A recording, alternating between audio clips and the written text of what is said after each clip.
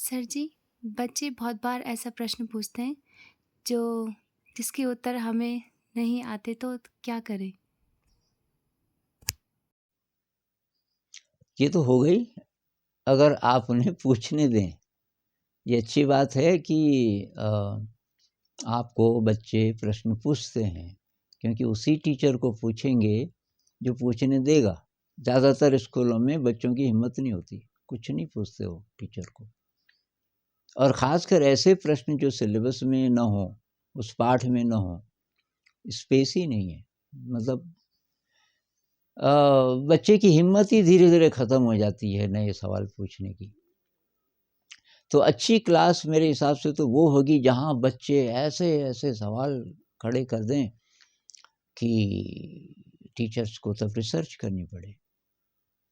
तो शुरुआत में क्या हुआ, जब नए-नए टीचर्स आए, जब हमने ये प्रयोग शुरू किया अपने स्कूल में, तो एक टीचर है वो परेशान हो जाए, क्योंकि वो थोड़ा स्ट्रिक्ट थी और बच्चे उसको सवाल पूछते थे और वो बोलती थी कि ये इधर-उधर की चीज़ें मत पूछो। तो फिर मैं मेरे पास आई, मैंने कहा नहीं यार, पूछने दे उनको।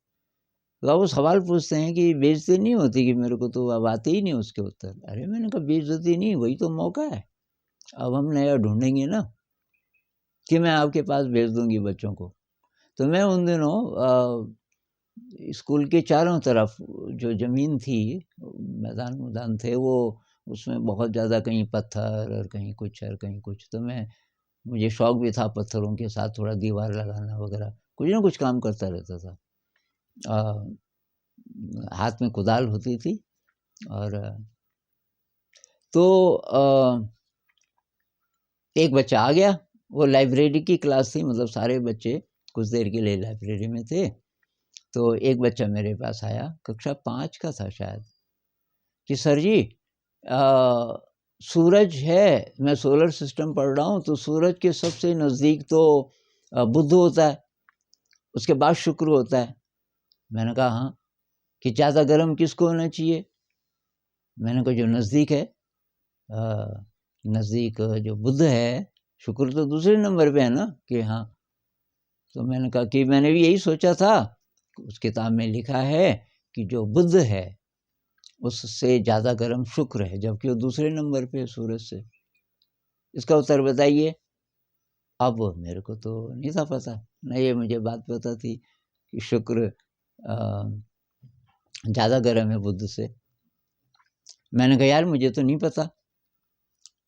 तो बच्चा कहने लगा तो किसको पता है? अब मैडम जी ने बोला कि मैं उसके पास गई, एक अमेरिकन भी था हमारे साथ उन दिनों, एक लड़का 10 महीने के लिए आया था, कि उसके पास मैं गया। तो वो कहने लगा कि मैं पता करूँगा। अब फिर आप भी बोल रहे हैं नहीं पता, कि अच्छा तो गेस करो कुछ। अब मेरे दिमाग में अचानक एक बात आई। मैंने कहा यार गेस तो मैं कर दूँगा, पर ज़रूरी नहीं कि उत्तर हो। मैंने कहा मेरे दिमाग में ये आ रहा है कि सर्दियों का टाइम है, बहुत ज़्यादा सर्दी है और आग किसी ने जला दी बहुत भयंकर। अब आग के नज़दीक, बहुत नज़दीक एक आदमी बैठा है, लेकिन उसने कपड़े ही नहीं पहने ठीक से। एक पतली सी शर्ट है, बस उसमें बैठा है। और उससे 2 फुट दूर पे पीछे एक आदमी बैठा है, और उसने ठीक-ठाक कपड़े पहने हुए हैं, ओवरकोट भी पहना है, जूते भी हैं, हैट भी है वगैरह। उन दोनों को एक साथ बिठा दिया मान लीजिए।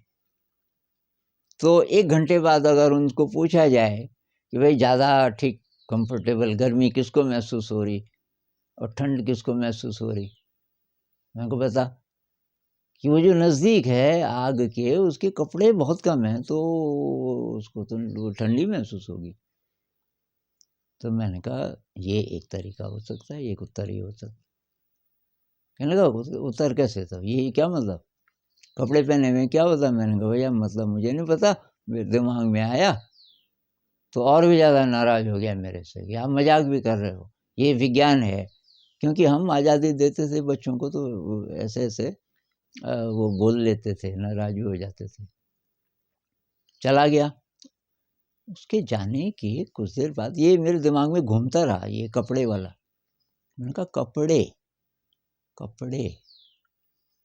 अरे मैंने कहा एटमॉस्फियर, एटमॉस्फियर इनका कैसे कैसे है, पृथ्वी का जो एटमॉस्फियर है तो उसके उसके कारण काफ़ी सारी चीज़ें होती हैं। तो मैंने कहा भाई बुलाओ, वो कहाँ गया लड़का, तो दोबारा आ गया। मैंने कहा यार तो उस किताब में कुछ उसके बारे में बताया गया है कि एटमॉस्फेयर कैसा है उनके चारों तरफ, एटमॉस्फेयर।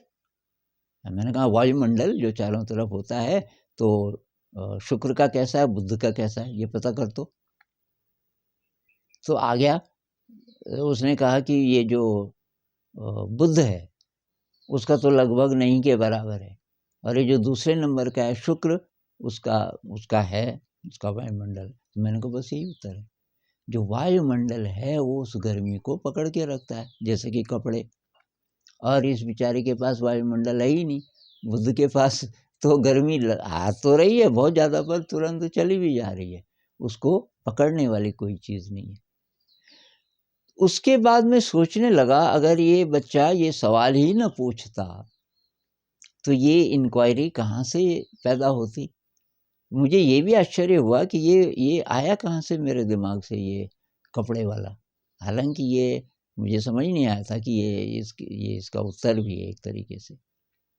तो जब बच्चे नए प्रश्न पूछते हैं तो उससे हमारा दिमाग इवॉल्व होता है, और अगर हम नहीं पूछने देंगे, और ज़्यादातर टीचर्स घबरा ही जाएंगे कि भाई ऐसे पूछते रहेंगे ये तो, लेकिन उसको एक अपॉर्चुनिटी लो।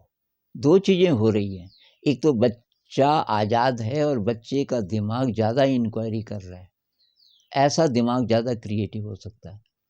दूसरी बात, टीचर के लिए मौका है नई नई चीज़ें ढूंढने का।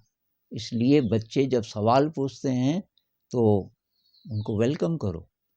टीचर की अप्रोच क्या होनी चाहिए कि आई डोंट नो। एक ज़ेन सेइंग है ना, I know that I do not know but sometimes I forget. मैं जानता हूँ कि मैं नहीं जानता, लेकिन कभी कभी मैं इस बात को भूल जाता हूँ कि मैं नहीं जानता, और ये सोचने लगता हूँ कि मैं जानता हूँ।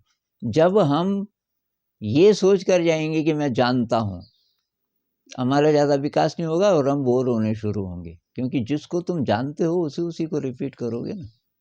जैसे हम ज़िंदगी में करते हैं, रोज़ एक जैसी ज़िंदगी, ज़्यादातर लोगों की पूरी रोज़ रोज़ रोज़ वही वही वही वही वही वैसी बातें सोचते हैं, वैसे उनका रूटीन होता है, दिमाग में कुछ नया नहीं।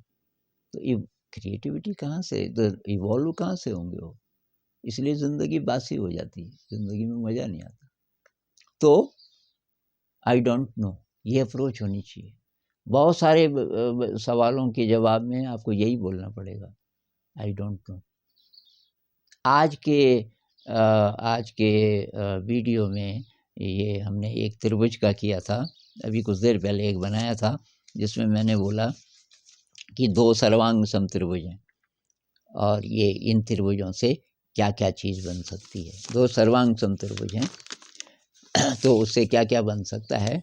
तो मेरे दिमाग में नहीं था एक तो त्रिभुज ही बन सकता है, ऐसा एक बड़ा त्रिभुज बन जाएगा, और इसको अगर आप ऐसे रखोगे तो ये एक आयत बन जाएगा, लेकिन अगर ये और ये भुजा बराबर है तो तब ये वर्ग बन जाएगा। ये चीज़ें जो कई बार कई लोगों को छोटी छोटी चीज़ें लगती हैं, लेकिन एक्चुअली इनके एक्सप्लोरेशन से ब्रेन का एवोल्यूशन होता है। इसलिए दो चीज़ें, ये अप्रोच रखिए कि आई डोंट नो, मुझे नहीं पता, मैं पता करना चाहती हूँ। दूसरी बात, बच्चों को इनकरेज कीजिए कि आप सवाल पूछो भाई। तो ये मेरी सलाह है।